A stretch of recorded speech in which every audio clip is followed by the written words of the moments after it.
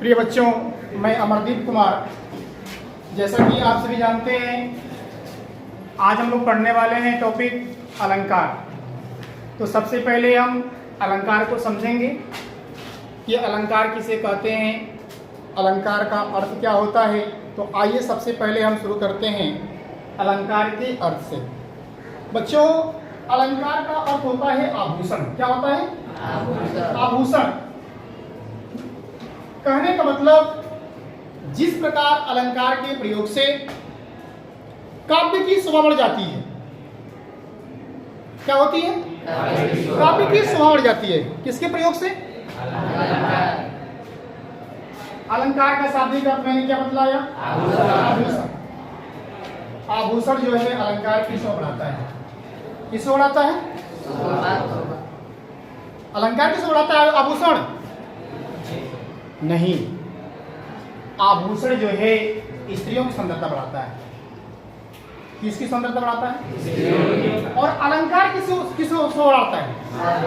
काव्य की। यानी हम कह सकते हैं, जिस प्रकार आभूषण के प्रयोग से स्त्रियों की सुंदरता बढ़ जाती है, ठीक उसी प्रकार अलंकार के प्रयोग से काव्य की शोभा क्या जाती है? बढ़ जाती है। दिक्कत कोई? आइए देखते हैं अलंकार के प्रकार। अलंकार के प्रकार में अलंकार कितने प्रकार का होता है हम जानेंगे। होता तो 3 प्रकार का है, लेकिन तीसरा प्रकार हमको नहीं पढ़ना। पढ़ना है शब्दालंकार और अर्थालंकार। उभय अलंकार हमको पढ़ना, क्योंकि हमारे पाठ्यक्रम में उभय अलंकार नहीं है। तो आइए देखते हैं शब्दालंकार और अर्थालंकार।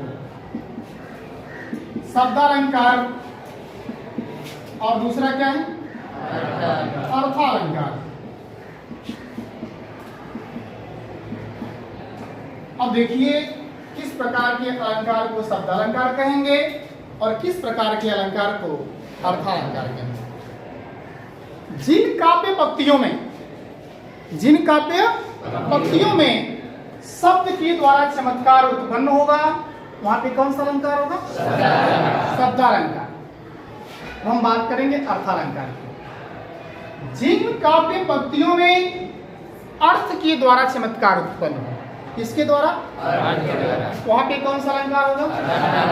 अर्थालंकार होगा। तो आइए इन अलंकारों को हम बारी बारी से देखते हैं और इनके भेदों को देखते हैं। शब्दालंकार के 3 भेद हमको पढ़ना है। कितने पढ़ने हैं? 3 भेद। होते तो ढेर सारे हैं, लेकिन हमारे पाठ्यक्रम में शब्दालंकार के जो 3 भेद हैं, उनको हम बारी बारी से क्या करेंगे? पढ़ेंगे, समझेंगे। पहला जो है अनुप्रास। क्या है? अनुप्रास। दूसरा क्या है? यमक। तीसरा क्या है? श्लेष। इन तीनों को हम बारी बारी से समझेंगे। हम बात करेंगे सबसे पहले अनुप्रास की। किसकी? अनुप्रास की। अनुप्रास किसे कहते हैं? तो आइए देखते हैं।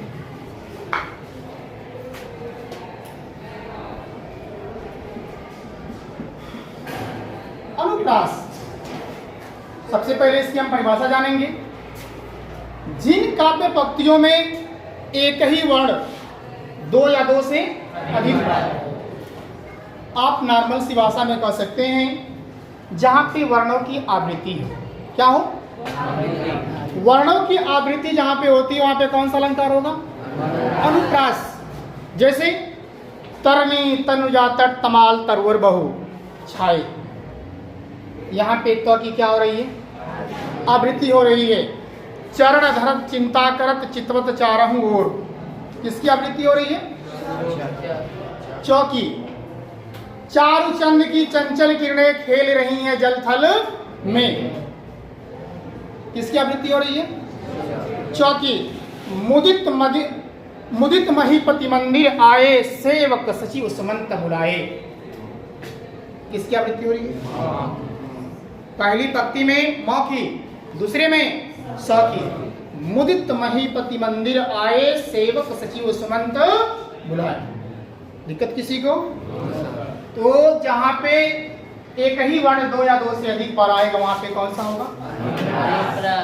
जैसा कि मैं इसके पहले बतलाया था कि अनुप्रास के 5 भेद होते हैं, उन 5 भेदों को आपको नहीं पढ़ना है। आप एक बार नाम सुन लीजिए। वृत्तानुप्रास, लाटानुप्रास, छेकानुप्रास, अंत्यानुप्रास और श्रुत्यानुप्रास। ये किसके भेद हैं? अनुप्रास के। अब हम बात करेंगे अनुप्रास के बाद यमक। किसकी?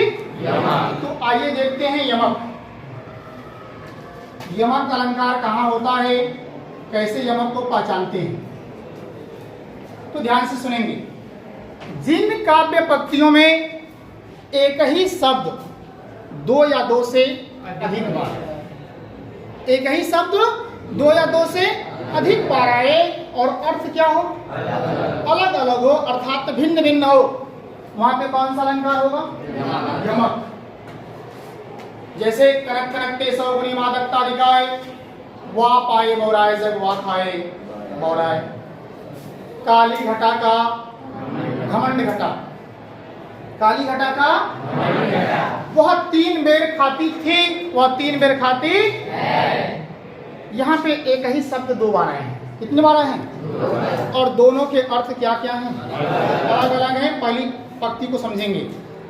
कनक कनकते सौगुनी मादकता अधिकाय।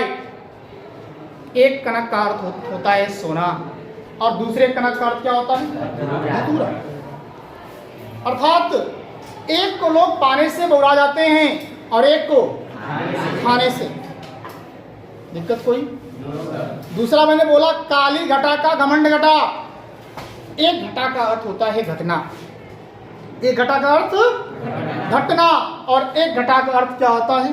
बादल। क्या होता है? बादल। ऐसे ही बतलाया, वह 3 बेर खाती थी, वह 3 बेर खाती है। एक बेर का मतलब फल, बेर वाला फल की बात की जा रही है, और एक बेर का मतलब बार से। दिक्कत कोई? अब हम बात करेंगे श्लेष की। किसकी? तो आइए देखते हैं श्लेष को। श्लेष का अर्थ होता है चिपका हुआ। क्या होता है? चिपका हुआ। कहने का मतलब जब एक ही शब्द के कई अर्थ लिए जाए। क्या किए जाए? जब एक ही शब्द के कई अर्थ लिए जाएं, वहां पे कौन सा अलंकार होगा? श्लेष। जैसे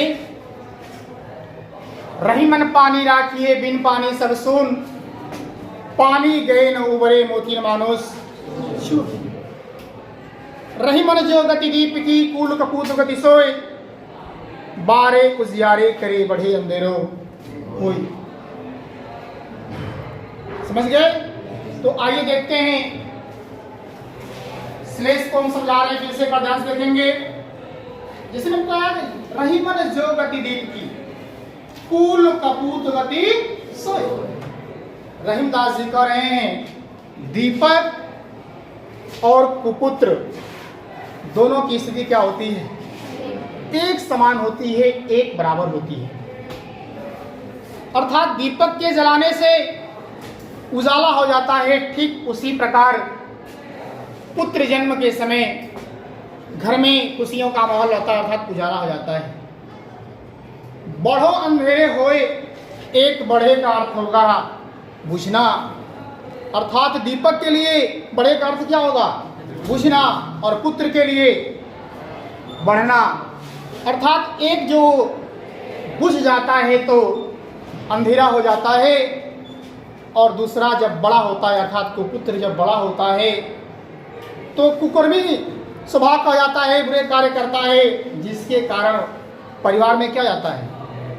अंधेरा हो जाता है। दिक्कत कोई? सुवर्ण को खोजत फिरत कवि व्यभिचारी चोर। यह इस काव्य पंक्ति में सुवर्ण के 3 अर्थ हैं। सुवर्ण को खोजत फिरत कवि व्यभिचारी चोर। यहाँ पे पहले अगर कवि के लिए लेंगे सुवर्ण का अर्थ तो अच्छे वर्ण। कवि के लिए क्या होगा? अच्छे वर्ण।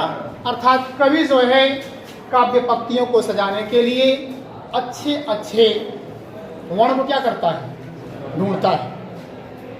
व्यभिचारी अर्थात भोग विलास में संलिप्त व्यक्ति सुंदर कन्या ढूंढता है, अर्थात व्यभिचारी के लिए सुवर्ण का अर्थ होगा सुंदर कन्या, और चोर के लिए सुवर्ण का अर्थ होता है सोना। चोर के लिए क्या होगा, सोना। इसमें किसी को कोई दिक्कत? तो जैसा कि आपने अलंकार को देखा, अलंकार के दो भेदों में शब्दालंकार और अर्थालंकार को देखा, शब्दालंकार के भेदों में अनुप्रास, यमक और श्रेष्ठ को देखा। बच रहा है अर्थालंकार। तो अर्थालंकार अगली वीडियो में। तब तक के लिए धन्यवाद।